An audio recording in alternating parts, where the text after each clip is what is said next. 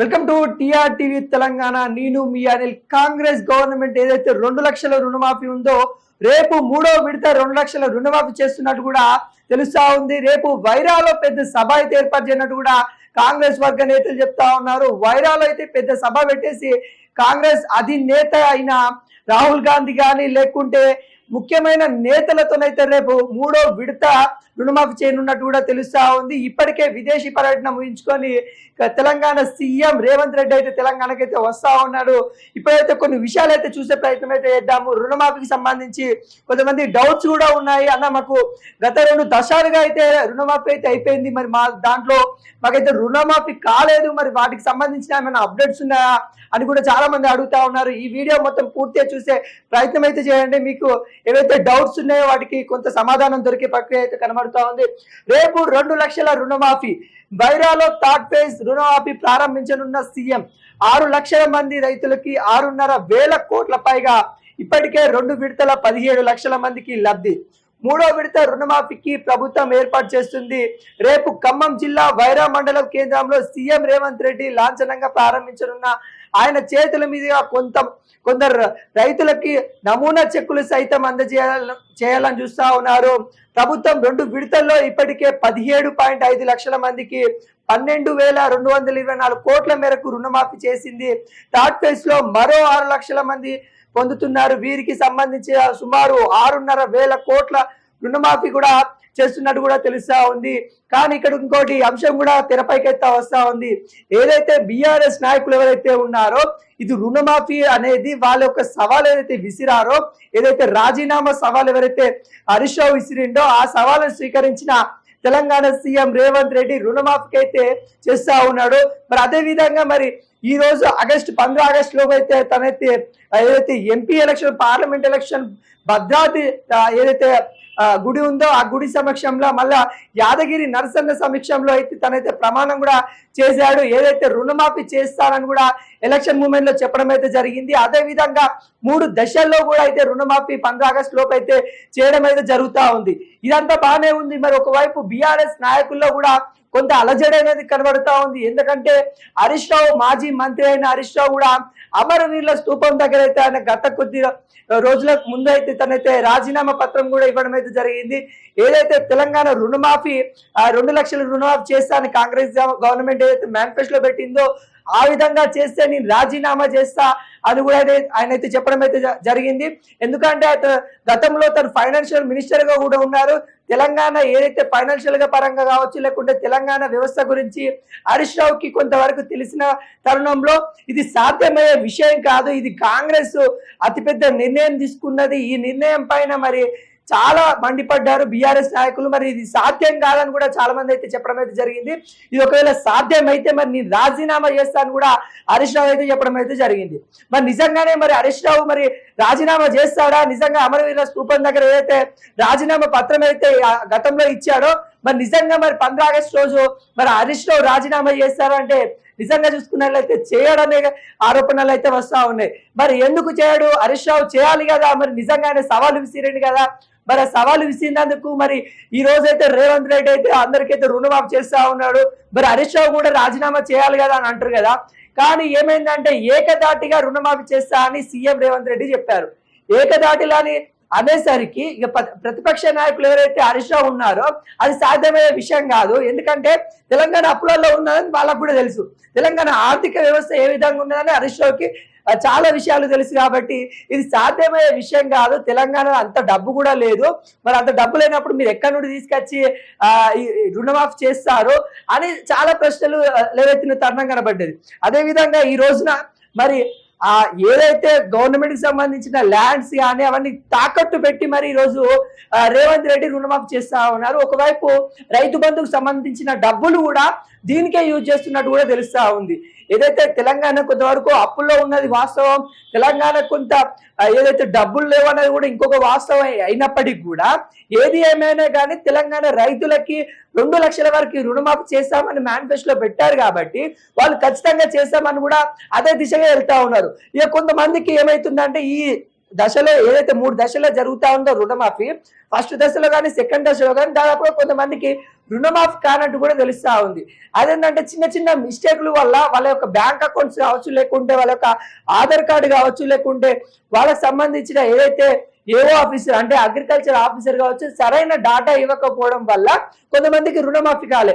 మరి వాళ్ళ కోసం కూడా గవర్నమెంట్ ఆలోచిస్తా ఉంది. వాళ్ళకి గుడ్ న్యూస్ కూడా రేపు ఒకటి ఇంకొక గుడ్ న్యూస్ కూడా ఎవరికైతే రుణమాఫీ కాలేదో వాళ్ళకు కూడా రేవంత్ రెడ్డి అయితే గుడ్ న్యూస్ కూడా చెప్పబోతున్నట్టు కూడా తెలుస్తా ఉంది. ఇప్పటికే రుణమాఫీ దాదాపుగా 17 లక్షల మందికి చేసినట్టు కూడా తెలుస్తా ఉంది. ఆ 17 లక్షల్లో ఇంకొక కొంతమందికి కూడా ఇప్పుడు అయిపోయేటట్టు కూడా కనబడతా ఉంది. మొత్తానికి ఏది ఏమైనా గతంలో కూడా కేసీఆర్ కూడా రుణమాఫీ చేయడం అయితే జరిగింది. లక్షలోపు కిందికున్న వాళ్ళకి రుణమాఫీ చేశారు.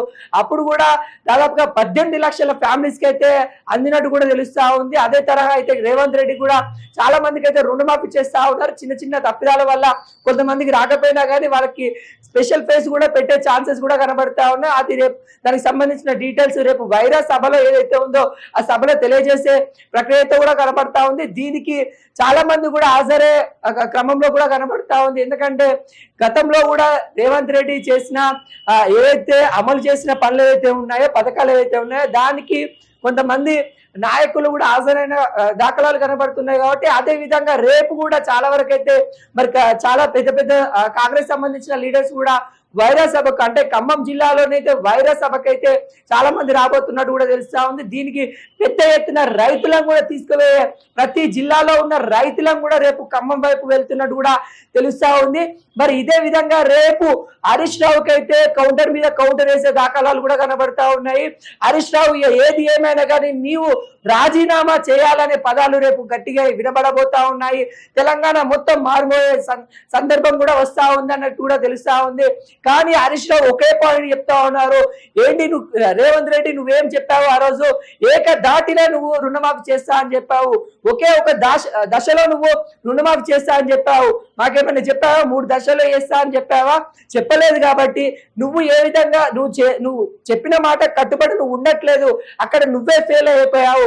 ఇంకోటి ఏంటంటే ఫస్ట్ ఫేజ్ లో కొంతమందికి రుణమాఫీ రాలేదు, దాని విషయంలో ఫెయిల్ అయిపోయావు. సెకండ్ దాంట్లో కొంతమందికి రాలేదు, అప్పుడు కూడా ఫెయిల్ అయిపోయావు. ఇప్పుడు థర్డ్ ఫేజ్ లో కూడా కొంతమందికి రావట్లేదు, దాంట్లో కూడా నువ్వు ఫెయిల్ అయిపోతా ఉన్నావు.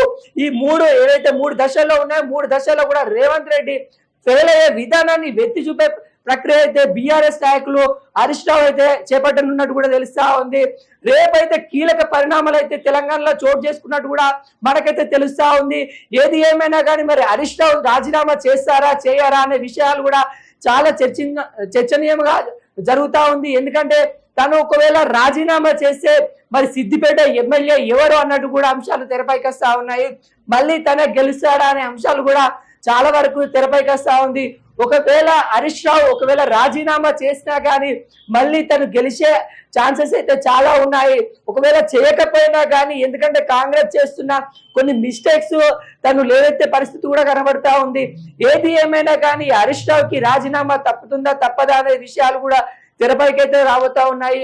ఇదే బీఆర్ఎస్ కి సంబంధించిన నాయకులు ఏం చెప్తా ఉన్నారంటే పార్టీ ఫిరాయింపులను కూడా మధ్యలో తీసుకొచ్చే ఛాన్స్ అయితే కనబడతా ఉంది. పార్టీ ఫిరాయింపులు ఏదైతే బీఆర్ఎస్ కి సంబంధించిన ఎమ్మెల్యే ఎవరైతే ఉన్నారో కాంగ్రెస్ కి వెళ్ళారు కాబట్టి దానిపైన ఇప్పటికే 7 ఎమ్మెల్యేల పైన అయితే అనర్హు వేట వేయాలని కూడా మనకైతే కోర్టులో కేసు వేసినట్టు కూడా తెలుస్తా ఉంది. దాని ముఖ్యంగా ఒకవేళ ఈ బీఆర్ఎస్ సంబంధించిన ఎమ్మెల్యేలు కాంగ్రెస్ కి వచ్చిన వాళ్ళకు కూడా అనర్హు వేట పడితే మళ్ళీ తెలంగాణలో ఎన్నికలు అయితే వస్తూ ఉంటాయని కూడా మనకైతే ఆశ్చర్యపోవాల్సింది ఏం లేదు. ఎందుకంటే ఒకవైపు ఈ రాజీనామా పరిణామాలు ఒకవైపు ఉంటే ఇంకొక వైపు అయితే అనర్హు వేట వేసే ఛాన్స్ అయితే కూడా కనబడుతుంది. ఎందుకంటే ఇప్పటికే బీఆర్ఎస్ కి సంబంధించిన ఎల్బీని విలీనం చేసుకోవాలని కూడా కాంగ్రెస్ గవర్నమెంట్ చూస్తా ఉంది. ఇప్పటికే హైదరాబాద్ కు సంబంధించిన ఎమ్మెల్యేలను కూడా సైతం బీఆర్ఎస్ ఆకర్షణ చేసుకోవాలని కూడా చూస్తా ఉంది. మరి కొంతమందిని బీఆర్ఎస్ కి సంబంధించిన ఎమ్మెల్యేలను కాంగ్రెస్ లోకి తీసుకోవాలని హైదరాబాద్ ఏదైతే ఉమ్మడి హైదరాబాద్ ఉన్న నాయకులను అంటే ఇప్పుడు మనం కూడా మొన్నదాకా వచ్చిన సమాచారం ప్రకారం కూడా శ్రీనివాస్ యాదవ్ కూడా మరి కాంగ్రెస్ గూటికి వెళ్లే ఛాన్సెస్ కూడా కనబడుతున్నట్టు కూడా తెలుస్తా ఉంది. ఏది ఏమైనా కానీ ఈ ఫిరాయింపులు ఒకవైపు ఇంకొక వైపు రాజీనామా సవాల్ ఇంకొక వైపు రేపైతే చాలా వరకు అయితే తెరపైకి వచ్చే ఛాన్స్ అయితే కనబడతా ఉంది. రేపు ఖమ్మం జిల్లాలో వైరాలో భారీ ఎత్తున సభ పెట్టి మరి కేసీఆర్ చివాట్లో అందించే ప్రక్రియ అయితే రేవంత్ రెడ్డి అయితే ఉన్నట్టు కూడా తెలుస్తా ఉంది. ఏది ఏమైనా కానీ మరి తెలంగాణ ముఖ్యమంత్రి గారు ఇప్పటికే విదేశీ పర్యటన పూర్తి చేసుకొని తెలంగాణకి వస్తా ఉన్నారు. దాదాపుగా 7,000 కోట్ల రూపాయలు తెలంగాణకైతే పెట్టుబడుల కింద తీసుకొని రావుతున్నట్టు కూడా తెలుస్తా ఉంది. దాదాపుగా 1,00,000కు పైన ఉద్యోగాలు కూడా వస్తాయి. వరంగల్లో ఏదైతే సంబంధించిన టెక్స్టైల్ పార్క్ బీఆర్ఎస్ హయాంలోనే స్టార్ట్ అయింది. మరి దానికి సంబంధించిన వాటికి కూడా పెట్టుబడులు అయితే విదేశీ కంపెనీలు కూడా ఒప్పుకున్నట్టు కూడా తెలుస్తా ఉంది. ఏది ఏమైనా కానీ వరంగల్ డెవలప్ చేయడానికి కూడా సీఎం రేవంత్ రెడ్డి చూస్తున్నట్టు కూడా తెలుస్తా ఉంది. ఇక అదే విషయంగా హైదరాబాద్ కూడా పలు కంపెనీలు పెట్టుబడి పెట్టడానికి కూడా వస్తా ఉన్నట్టు కూడా తెలుస్తా ఉంది. ఇవన్నీ విషయాలు కూడా తను వైరా సభలో చెప్పే ఛాన్సెస్ కూడా కనబడతా ఉంది. తను విదేశీ పర్యటన ఏ విధంగా జరిగింది, మరి ఏ దేశాలు తిరిగింది, దేశాలు తిరిగినప్పుడు తెలంగాణ మీద ఎటువంటి అభిప్రాయాలు ఉన్నాయన్నట్టు కూడా అవి కూడా వ్యక్తం చేసే కార్యక్రమం అయితే రేపైతే వైరాలో ఉన్నట్టు కూడా తెలుస్తా ఉంది. ఏది ఏమైనా కానీ రేపు 2 లక్షల రుణమాఫీ అయితే కాంగ్రెస్ గవర్నమెంట్ రేవంత్ రెడ్డి చేతుల మీద అయితే చేస్తా ఉన్నాడు కూడా తెలుస్తా ఉంది. ఎవరికైతే రుణమాఫీ కాలేదో ఈ 3 దశలో రుణమాఫీ కాని వాళ్ళకి కూడా స్పెషల్ ఫేస్ కూడా ఏర్పాటు చేసేసి వాళ్ళకి రుణమాఫీ చేయాలన్నట్టు కూడా తెలంగాణ కాంగ్రెస్ సర్కార్ అయితే నిర్ణయించుకున్నట్టు కూడా తెలుస్తా ఉంది. ఇంకోటి ఎలక్షన్స్ పైన కూడా రేపు ఒక క్లారిటీ వచ్చే సందర్భం కూడా మనకైతే కనబడుతుంది. ఏది ఏమైనా కానీ రేపు వైరా సభలో గురించి మరి సీఎం రేవంత్ రెడ్డి ఏం మాట్లాడుతారో అని కూడా తెలంగాణ ప్రజలందరూ వేచి చూస్తా ఉన్న తరుణం కనబడతా ఉంది.